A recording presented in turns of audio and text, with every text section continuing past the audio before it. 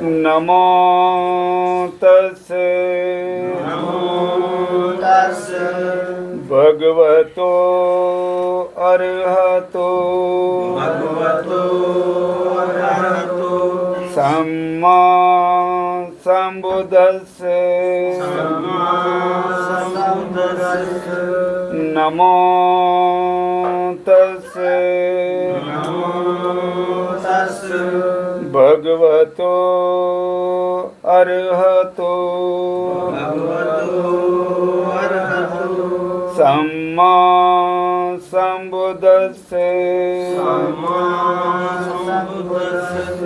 अर्थात मैं उनको नमन करता हूँ जो अरहत हैं। अरहत अर्थात अरि होता है शत्रु, हत होता है हनन करना। जिन्होंने अपने शत्रुओं का हनन किया। भगवतो भगवान से लिया है। भगवतो भगवान का अर्थ है बग मीन बगाना और वाण मीन तृष्णा। जिसने तृष्णा को भगा दिया है हम उसको नमन करते हैं। वो कौन है? सम्यक संबुद्ध, जिन्होंने अपने अंदर से ज्ञान प्राप्ति की। सही ज्ञान प्राप्त, सम्यक होता है सही, सही ज्ञान की प्राप्ति की और पूरे संसार में बांटी। पूरे भारत में, फिर बाहर के देशों में वो शिक्षा बांटी। हम उनको नमन करते हैं। हम किसी आदमी को नमन नहीं कर रहे, किसी ईश्वर को नमन नहीं कर रहे, किसी देवता को नमन नहीं कर रहे। हम उसको नमन कर रहे हैं जिन्होंने अपने अंदर से ज्ञान प्राप्ति की और पूरे भारत को ज्ञानवान बना दिया, पूरा भारत बुद्धमय बना दिया। हम उनको नमन करते हैं। वो हैं सम्यक संबुद्ध। ये तीन लफ्जों से जुड़ा हुआ है। सम्यक संबुद्ध। बुद्ध होता है ज्ञानी,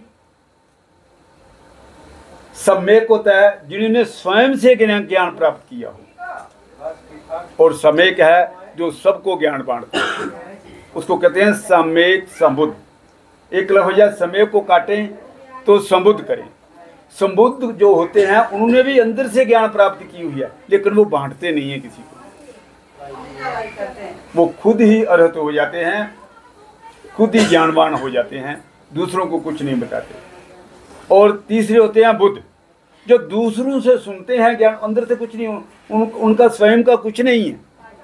वो अंदर से ज्ञान, बाहर से ज्ञान सुनते हैं और खुद अरहत हो जाते हैं। वो केवल बुद्ध होते हैं। तो तीन किस्म की ये पदवी है, ये ज्ञान की पदवियां हैं। सम्यक संबुद्ध सबसे उत्तम पदवी है। तो किसी को ज्ञानवान बनने के लिए या अंदर से ज्ञान प्राप्ति करने के लिए सम्यक संबुद्ध का होना अनिवार्य है। तो जब सिद्धार्थ गौतम को ज्ञान प्राप्ति हुई और ज्ञान प्राप्ति के बाद उन्होंने जो मनुष्य को और देवताओं को, अब देवता कौन है यार, थोड़ा सा भ्रम रह जाता है कि देवता की हम तो पूजा नहीं कर रहे। देवता वो हैं जिन्होंने ज्ञान प्राप्ति करके अरहत हो गए, अपने शत्रुओं का नाश कर दिया, जिन्होंने तृष्णा को भंग कर दिया और अरहत हो गए, वो देवता है। तो देवताओं को और मनुष्यों को तथागत भगवान बुद्ध ने तीन उपदेश दिए हैं। वो तीन उपदेश क्या हैं? मेरे पीछे बोलो। बुद्धं शरणं गच्छामि, बुद्धं शरणं गच्छामि, धम्मं शरणं गच्छामि, धम्मं शरणं गच्छामि, संघं शरणं गच्छामि, संघं शरणं गच्छामि। दोबारा रिपीट करते हैं। बुद्धं शरणं गच्छामि, बुद्धं शरणं गच्छामि, धम्मं शरणं गच्छामि धम्मं शरणं गच्छामि संघं शरणं गच्छामि संघं शरणं गच्छामि। अब तीसरी बार बोलते हैं तत्यंपि बुद्धं शरणं गच्छामि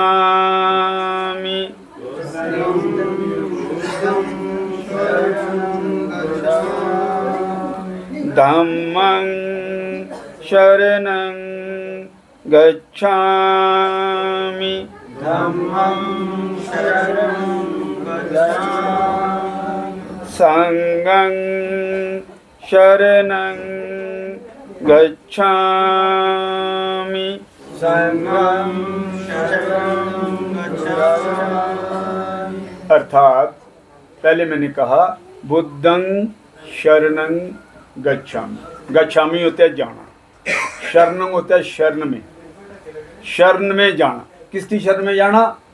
बुद्धं, बोधि की शरण में जाना, ज्ञानवान बनना, तर्कशील बनना, विद्वान बनना।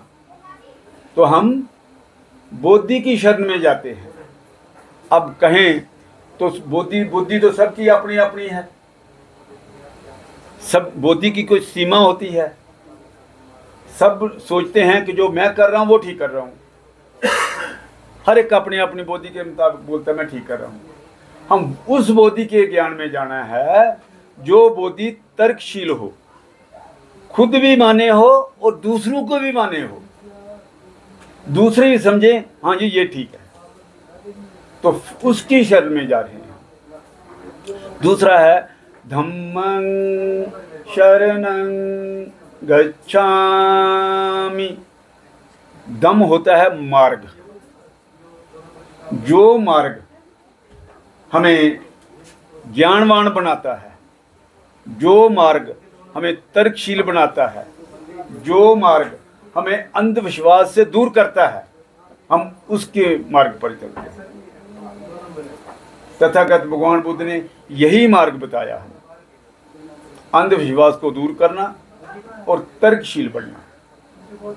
तीसरी शरण है संघं शरणं गच्छामि। बोलो। संघं शरणं गच्छामि। तो संगम शब्द है जो, संघ का शब्द है जो, ये आज से 2600 साल पहले सिद्धार्थ गौतम को ज्ञान प्राप्ति होने के बाद इन्होंने वो संघ शब्द निकाला। आज तो सभी संगी बने हुए हैं, कोई सत्संगी बना हुआ है, हम कहते हैं सत्संग सुनने जाना, कोई राधा स्वामी बना हुआ है, अब कहता है नहीं कोई अपना संगी भाई उसके साथ चले। तो संग होता है साथ चलना। जो लोग सच्चे मार्ग पर चलते हैं, जो लोग तर्कशील मार्ग पर चलते हैं, जो लोग ज्ञानवान मार्ग पर चलते हैं और दूसरों को चलने की प्रेरणा देते हैं, उनका संग करना, उनके साथ रहना। तो ये 3 शरण हैं जो तथागत भगवान बुद्ध ने 3 शरण बताई हैं। हमने इन 3 शरणों पर चलना है। ठीक है जी, आगे पूजा करते हैं। थोड़ा कर लेते हैं। इसका पहला शील है, मार्ग है पहला, क्या है? पानातिपाता। बोलो। पानातिपाता वेरमणि वेरमणि सिक्खापदं सिक्खापदं समादयामि। समादयामि। पानातिपाता, पाना हो गया प्राणी, पाता हो गया पतन करना। किसी भी प्राणी को मारना नहीं। प्राणी को छोड़ो, पेड़ पौधे कीड़े मकोड़े को भी सताना नहीं है, उनको भी मारना नहीं। तो मैं किसी प्राणी की हत्या ना करने का संकल्प लेता हूँ, किसी भी प्राणी की हत्या ना करने की शिक्षा ग्रहण करता हूँ। सिक्खापदं समादयामि, इस रास्ते पर चलता हूँ। ये पहला शील है, ये पहला मार्ग है जो हमें निर्वाण तक ले जाता है, मोक्ष तक ले जाता है। दूसरा शील क्या है? अदिन्नदाना वेरमणि सिक्खापदं समादियामि। मैं चोरी ना करने की शिक्षा ग्रहण करता हूँ। तो चोरी नहीं करनी, इसके बदले में दान देने की आदत बनानी है। जो लोग दान करते हैं वो चोरी करना कम कर देते हैं, और जो चोर होता है उसको तो दान देने का तो पता ही नहीं होता कि किसी को चीज़ देनी भी नहीं, क्योंकि उसने खुद चोरी की हुई है। और चोरी की हुई चीज़ दान देने का कोई मूल्य भी नहीं, कोई फायदा भी नहीं। तीसरा शील क्या है? कामेषु मिच्छाचारा वेरमणि सिक्खापदं समादियामि। व्यभिचार ना करने की शिक्षा ग्रहण करता हूँ या संकल्प लेता हूँ, मन से, वाणी से और तन से। किसी भी पराई स्त्री के साथ कोई संबंध नहीं रखूंगा, क्या मर्द के साथ कोई संबंध नहीं रखूंगा। अपने परिवार के साथ अपनी इंद्रियों को संयम रखकर, संयत रखकर उसमें ही गुजारा करना जो घर में है, ताकि घर में कोई क्लेश ना बने। ये तीसरी शिक्षा है। चौथी शिक्षा है मुसावादा वेरमणि सिक्खापदं समादियामि। मैं वाणी से कभी भी असत्य नहीं बोलूँगा, झूठ नहीं बोलूँगा, किसी की चुगली नहीं करूँगा, किसी की निंदा नहीं करूँगा और कठोर वचन नहीं बोलूँगा। ये संकल्प लेते हैं हम, वाणी से सदा सच बोलेंगे। ये चौथा मार्ग है। पांचवा क्या है? सुरामेरया मज्ज पमाद ठाना वेरमणि सिक्खापदं समादियामि। सुरा होती है शराब। शराब पीना, कोई मसली हुई चीज़, अफीम, गांजा, तंबाकू वगैरह नहीं खाना। यहाँ तक कि खाना भी सूझबूझ से समझ कर देख के खाना है कि जो मैं खा रहा हूँ क्या मेरी सेहत के लिए ठीक है। तथागत भगवान बुद्ध ने तो खाने की मात्रा भी बताई हुई है कि एक बार जब हम पेट भर कर खा लेते हैं वो 24 घंटे के लिए काफ़ी होता है। अपने शरीर के जो दिनचर्या है वो काम करने हैं, उनके लिए एक बार पेट भर के खाना वो काफ़ी होता है। हमारा जो पेट है, एक डॉक्टर हूँ इसलिए थोड़ा सा बढ़ा के कहता हूँ, एक डॉक्टर है वो जानता है कि हमारे मैदे का जो कैपेसिटी है खाना लेने की, वो अगर एक गिलास पानी उसमें पड़ता है तो हम 4 गिलास पानी डाल सकते हैं, और अर्थात हम 4 गुना खाना अपने पेट में भर सकते हैं। जहाँ एक टाइम का भरना है, एक बार जितना खाना है, लेकिन 4 बार वो हमारा जो स्टमक है, जो मैदा है, वो बड़ा हो जाता है, तो 4 गुना खाना हम खा सकते हैं। लेकिन भगवान बुद्ध कहते हैं कि जो एक बार जितनी उसकी कैपेसिटी है खाने की, आप देखते हो, आप 2 फुल्के खाते हो, आपको डकार आ जाता है, वो इंडिकेशन है कि आप बस करो। लेकिन हम बस नहीं करते, हम और खाते जाते हैं। कुछ लालच से खाते हैं, आंखें देखती हैं, कुछ लालच से खाते जाते हैं, कुछ परोसा गया है, अब ये ख़त्म ही करना है तो जितना उसकी कैपेसिटी है स्टमक की, उतना खाना हम खाएंगे, वो हमारे शरीर के लिए काफ़ी है। चलो मान लिया कि आप 4 गुना पेट भर लिए, तो जितना खाना वो 24 आवर के लिए काफ़ी होता है। अगर हम बार बार खाते हैं, हर 2 घंटे के बाद खा लेते हैं, अभी खाया है, अभी चाय पीनी है, चाय के साथ कुछ खा लिया, सैलेड कुछ खा लिया, उसका पॉइजन बनता है, उसका जहर बनता है, उसके टॉक्सिन बनते हैं। और वही टॉक्सिन हमारी बॉडी में जाके बीमारियां लगाते हैं। तो इलाज हम कहाँ से कराते हैं? बाहर से। यह हमने खुद डाला है अपने पेट के अंदर, और इलाज कराने के लिए डॉक्टर के पास जाते हैं, हकीम के पास जाते हैं, मैयारों पर मत्था टेकते हैं, मंदिरों में सूखते हैं, ठीक है नहीं? तो बाहर ढूंढते हैं। बीमारी हमने खुद लगाई है, ज्ञान नहीं ना होता। तो ज्ञानवान बनना है, खाना भी मात्रा से खाना। तो ये 5 शील हैं जो भगवान बुद्ध ने मार्ग बताया मोक्ष तक पहुंचने का, निर्वाण तक पहुंचने। चलो जी। गंधसंवारयुतेन धूपेनाहं सुगंधिना पूजिये पूजने अंतं पूजाभाजनमुत्तमं सुगंधिकाय वदनं अनंत गुणगंधिना सुगंधिनाहं गंधेन पूजयामि तथागतं। बुद्ध धम्मा च संगा सुगत तनुभवो धावतो धातु गब्बे लंकाय जम्बूदीपे तिदसपुरवरे नागलोके चतुपे सब्बे बुदस्बिम्बे सकलं दस दिशे केसलोमहति धातु वंदे धम्मिको। बोलो साधु साधु साधु। ये मैंने जो मंत्र उच्चारण किए हैं सारे, इसमें मैंने बुद्ध के 8 गुणों का, 9 गुणों का विवरण किया है, और धम्म के 8 गुणों का विवरण किया है, और संघ के भी 8 गुणों का, 9 गुणों का विवरण किया है। और अंत में कहा कि इस पूजा पाठ से मेरी सुगति हो, सुख संपत्ति प्राप्त हो, राजा हमारा धार्मिक हो, धार्मिक हो, और लोग भी धम्म का उच्चारण करें। लंबा है थोड़ा। बुद्ध की पूजा जो मैंने बोला, इति पीसो भगवा अरहं सम्मा संबुद्धो। इस बुद्ध के पहले 27 बुद्ध हुए,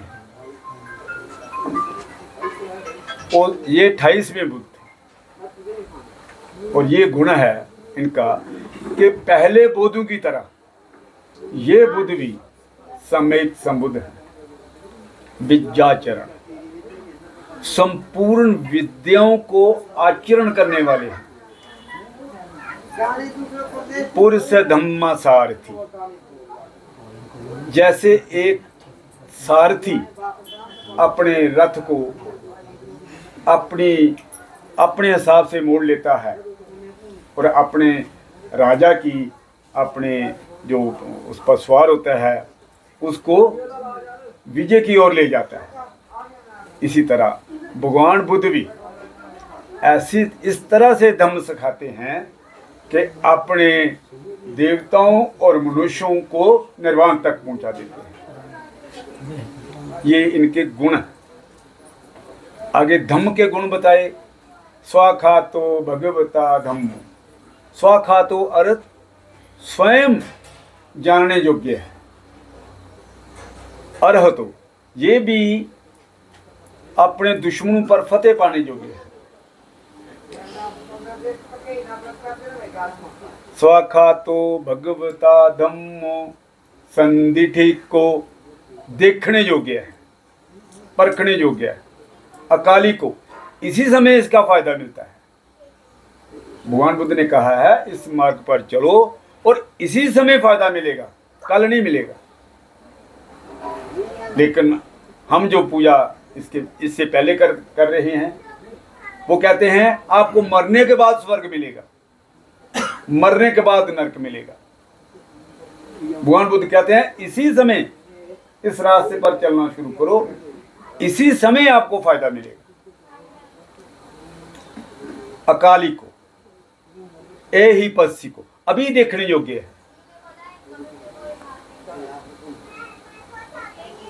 पच्चतंग वेदितव्य। पच्चतंग होता है निर्वाण तक पहुंचाने के लिए। वेदितव्य अपनी वेदनाओं के सहारे चलो, अपनी अनुभूतियों के सहारे चलो, आपको निर्वाण तक ले जाएंगे। जो भी आपको मिलना है, जो भी ज्ञान की प्राप्ति होनी है, अपनी वेदनाओं के सहारे होनी है। अपने शरीर पर जो वेदनाएं हो रही हैं, अपने शरीर पर जो स्पर्श हो रहा है, उस वेदनाओं के सहारे चलो। आप अपने चित्त तक पहुंच जाओगे, अपने मन तक पहुंच जाओगे। फिर मन को जानोगे, मन में कैसे कैसे विचार उठ रहे हैं, वो विचारों को जानो, केवल जानो। अपने शरीर पर जो स्पर्श हो रहा है, जो वेदनाएं हो रही हैं, उसको केवल आपने जानना है, उस पर प्रतिक्रिया नहीं कोई करनी, केवल जानना है कैसे उठ रही है। और आप देखेंगे कैसे उठ रही है और कैसे खुद ही समाप्त हो रही है। इसलिए भगवान बुद्ध ने कहा था अनित्यवत संखारा, सभी संस्कार जो हैं अनित्य है, कोई भी स्थायी रूप से रहने वाला नहीं है। यहाँ तक कि अपना विचार भी स्थायी रूप से रहने वाला नहीं है। जो आप सोच रहे हो वो अगले पल में आपकी सोच बदल जाएगी। तो अपनी वेदनाओं के सहारे प्रत्यक्ष रूप से, पच्चेतन प्रत्यक्ष रूप से आप वहां निर्वाण तक पहुंच जाओगे। आपको अनुभूतियां होती जाएंगी, अपने सभी कर्मों की अनुभूतियां होती जाएंगी। आगे संघ का बोला मैंने। संघ की भी अपनी अपनी विशेषताएं हैं, 8 गुण हैं इनमें। उज पटिपन्नो भगवतो साव, पटिपन्न होता है रास्ता, प्रतिपादन करना। तो भगवान बुद्ध के जो श्रावक संघ है, जो संघ है, जो श्रावक, जो सुनने वाले हैं, श्रवण होता है सुनना, जो सुनने वाले लोग हैं वो सही रास्ते पर चले हैं। न्याय पटिपन्नो भगवतो साव, न्याय के मार्ग पर चलने वाले। सामिची पटिपन्नो भगवतो साव, शुद्ध मार्ग पर चलने वाले हैं। यदि दंग चतारी पुरुष युगानी, 8 पुरुष पुंगला। ये जो हमारा शरीर है, ये 4 तत्व से बना हुआ है। हमें बताया गया कि 5 तत्व से बना हुआ है। 5वां तत्व जो बताया गया है वो आकाश है। उसका शरीर में काम कोई नहीं है। कुछ लोग कहते हैं जो खाली जगह है वो आकाश है, लेकिन भगवान बुद्ध कहते हैं खाली जगह कोई है ही नहीं है। हर जगह पर छोटे छोटे छोटे छोटे परमाणु तैर रहे हैं, तो फिर खाली कौन सी हुई? फिर आकाश हुआ ही नहीं ना। और उसका हमारे शरीर में काम भी कोई नहीं है। हमारे शरीर का काम 4 तत्वों का है, पृथ्वी, जल, अग्नि और हवा। ये 4 तत्व हैं और 4 इनके गुण, 8 हो गए। तो 8 पुरुष पुत्र।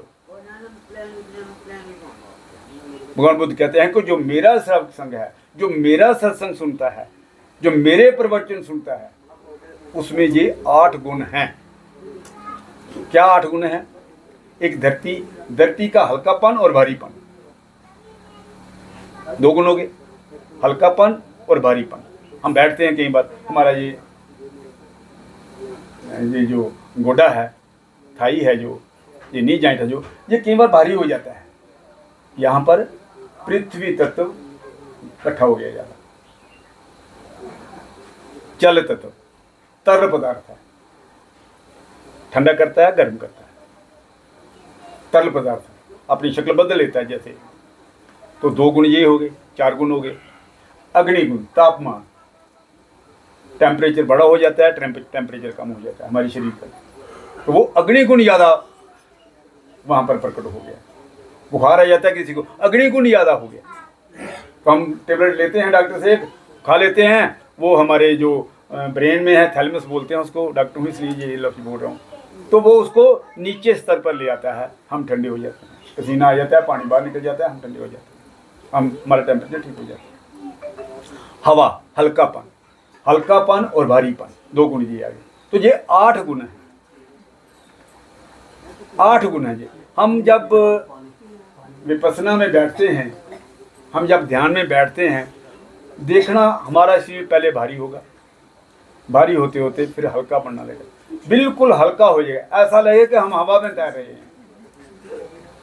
वो हवा का गुण जो है वो ज़्यादा प्रभारी हो गया। तो ये 8 गुण हैं मेरे श्रावक संघ में। तो ये इनके मैंने बुद्ध के गुण बताए 8-9 गुण, तो धम्म के बताए 8 गुण और संघ के बताए 9 गुण। इन गुणों को मैंने उच्चारण किया है और लास्ट में कहा है इमाय धम्मानुगम पटिपति। इस मार्ग पर चलकर इसका प्रतिपादन करके मुझे सुख प्राप्ति हो, संपत्ति प्राप्ति हो, राजा हमारा धार्मिक हो, धार्मिक राजा हो। अगर राजा धार्मिक नहीं है तो कुछ नहीं हो सकता। थोड़ी सी छोटी सी 2 शब्द बोल के मैं ये खत्म करूंगा। राजा की बात आई है, राजा धार्मिक हो कैसे। एक राजा जंगल में चले जाता है और जंगल में जाते जाते अपना रास्ता भूल जाता है। उसके जो सैनिक होते हैं वो किसी और रास्ते पर चले जाते हैं और राजा के किसी और रास्ते पर चले जाते हैं। जब राजा घूमता घूमता कहीं आता है तो उसको एक भिक्षु दिखाई देता है। उसने सोचा इसके पास कोई खाने पीने की भूख भी लगी है, प्यास भी लगी है, तो इसके पास कोई खाने पीने की होगी बात। पास जाता है तो बोलता है, बनते मैंने आपसे एक बात करनी है। और बनते पहले किसी दूसरे को प्रवचन दे रहा होता है। कहता है रुको 10 मिनट। फिर बोलता है मुझे भूख बहुत लगी हुई है, मेरी बात पहले सुनो। कहता है मैंने कहा ना बैठो 10 मिनट, फिर मैं आपकी बात सुनूंगा। अब राजा बड़ा परेशान हो गया, कहा ये तो मेरी बात ही नहीं सुन रहा है। मैं राजा हूँ, इसको पता नहीं कि मैं राजा हूँ यहाँ का। मेरा हुक्म नहीं मानेगा तो मैं इसका सर कलम कर दूंगा। फिर वो बोलता है, फिर वो भिक्षु जो है वो उस पहले श्रावक को प्रवचन दे के साइड में कर देता है। तो कहते हैं हाँ बोलिए क्या बात है। कहते हैं बनते पहले मुझे भूख लगी है, पहले कुछ खिलाओ मुझे। आपके बगीचे में बहुत अच्छे अच्छे फल लगे हुए हैं, मुझे खिलाओ वो। कहता ठीक है, थोड़ा खा लो। जब फल वो खाता है तो फल बहुत मीठे लगते हैं। कहता बनते आपके बगीचे में फल बहुत मीठे हैं, बात क्या है। जो भी फल मैं लेता हूँ वो मीठा ही मुझे लगता है। क्या मेरे द्वारा बाकी तो नहीं है इतने मीठे, लेकिन तेरे बगीचे के फल बहुत मीठे। बनते ने कहा यहाँ का राजा धार्मिक होता है। यहाँ का राजा जो धर्म के मार्ग पर चलता है वहाँ की हर चीज मीठी लगती है। अच्छा ऐसी बात है। राजा ने वो फल खाए और चला गया घर में। बात मन में रही कि उसने कहा था राजा जो धार्मिक हो, जो धर्म के मार्ग पर चल रहा हो, जो धर्म के मार्ग पर चल रहा हो, भगवान बुद्ध के धर्म पर जो चल रहा हो, वो उसका हर चीज उसको वो पूरा संपत्ति होता है, संपत्ति संपन्न होता है। और फल भी मीठे होते हैं, अच्छी फसल भी होती है, ठीक, लोग भी सुखी होते हैं। मैं ये देखना चाहता हूँ कि ये कैसे होता है। राजा जब पहुँचा अपने राज्य में तो दरबार में पहुंचा तो उसने क्या किया कि लोगों पर कर लगाने शुरू कर दिए, तरह तरह के कर, तरह तरह के जुर्माने लगाने शुरू कर दिए। अब उसने बलि प्रथा भी शुरू कर दी वगैरह वगैरह। जो भी काम था ना, दुष्ट कर्म कह लो, दुराचार कह लो, वो उसने करना शुरू कर दिया। कि मैं ये देखना चाहता हूँ कि जो भिक्षु ने बात कही है वो सच है कि नहीं सच। थोड़ी देर के बाद फिर ऐसा हुआ कि वो राजा फिर उस भिक्षु के पास आता है तो कहता है हे बनते आपने मुझे पहचाना। कहता मैंने तो नहीं पहचाना। अब चलो छोड़ो, अब बताओ क्या करने आप। मैं फल खाना चाहता हूँ, आपको ले लो भाई, फल का मौसम है, खा लो। अब फल इतने कड़वे हो गए। कहता है बनते कमाल हो गया, फल इतने, यही फल थे पहले जो बहुत मीठे थे और यही फल हैं अब कड़वे लग रहे हैं मुझे। जनता त्राही त्राही कर रही है, जनता के पास अनाज नहीं है, वो भूखी प्यासी है, मैं क्या करूं, मुझे समझ नहीं आ रही है। फिर वो बनते ने उसको बात जलाई। फिर कहा जो राजा धार्मिक हो उसकी जो प्रजा है वो सह संपत्ति होती है, संपूर्ण होती है। अब राजा यहाँ का राजा था वो धार्मिक नहीं निकला, वो दुष्ट हो गया, दुराचारी हो गया, इसलिए ये फल तो कड़वे होने ही। वो राजा उस बंते के पांव पड़ गया कि ये सच है। जब घर का मालिक सही रास्ते पर चल रहा हो तो घर में सुख शांति बनी रहती है। जब राजा सही रास्ते पर चल रहा हो उसकी प्रजा भी सुखी रहती है। और जब राजा खुद न सदाचारी हो, दुराचारी बने तो प्रजा भी सुखी नहीं रहती। घर का मालिक सही रास्ते पर ना चल रहा हो तो उसका परिवार भी सुखी नहीं रह सकता। नमो बुद्धाय, जय भीम। अब मेरा हम किसी भी प्रकार का कोई विज्ञापन नहीं लेते हैं, हम आज़ाद पत्रकारिता करते हैं। अगर आप चाहते हैं कि आज़ाद पत्रकारिता जिंदा रहे तो आरटीआई इंडिया न्यूज़ का आर्थिक सहयोग करें।